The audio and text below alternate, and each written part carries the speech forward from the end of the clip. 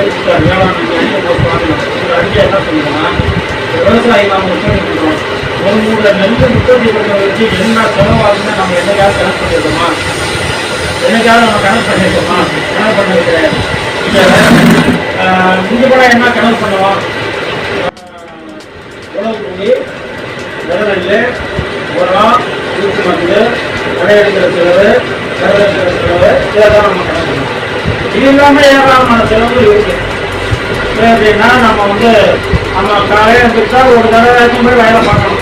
நீங்கள் 4-5 மாத காலத்தில் தினசரி வயலை போய் பார்க்கணும்.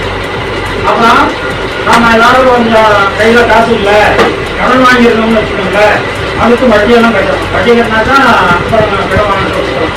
அந்த மாதிரி செலவுகளை எல்லாம் நம்ம கணக்கு பண்ணி நீங்கள் டோட்டலாக பார்த்தீங்கன்னா சராசரியாக ஒரு மூட நெல் இன்னைக்கு 1350 ரூபா இருக்கக்கூடிய இந்த நிலைமையில் நீங்கள் ஒரு மூட நெல்லை உற்பத்தி பண்ணுவதற்கு ஆகக்கூடிய செலவு பார்த்தீங்கன்னா எனக்காக 1400 ரூபா வரும். நான் கணக்கு தயார் இல்லாட்டி நான் கணக்கு செய்கிறேன். நீங்கள் கணக்கு பண்ணி பார்த்தீங்கன்னா ஒரு மூட நெல்லை உற்பத்தி பண்ணுறதுக்கு 1400 ரூபா வரும். 1400 ரூபாய்க்கு உற்பத்தி பண்ணி 1300 ரூபாய்க்கு விற்றீங்கன்னா என்ன வருவாங்க நிலைமை? அதனாலதான் விவசாயிகள் சாகலாம் அப்படின்னு சொல்லி விவசாயிகள் என்ன சொல்றாங்கன்னா, இந்தியாவில் இருக்கக்கூடிய விவசாயிகளுடைய வாழ்வாதாரத்தை பாதுகாக்கணும், அவங்க காப்பாற்றணும்னா விவசாயிகள் உற்பத்தி பண்றாங்க. ஒரு மூடை உற்பத்தி பண்றதுக்கு 1400 ரூபாய் செலவாகுதுன்னா அவனுக்கு ஒரு 50% லாபமா வச்சு அரசாங்கம் அந்த விளைபொருளை கொள்முதல் பண்ணணும்னு சொல்லி அரசாங்கத்திட்ட கணக்கு கொடுக்குறாரு.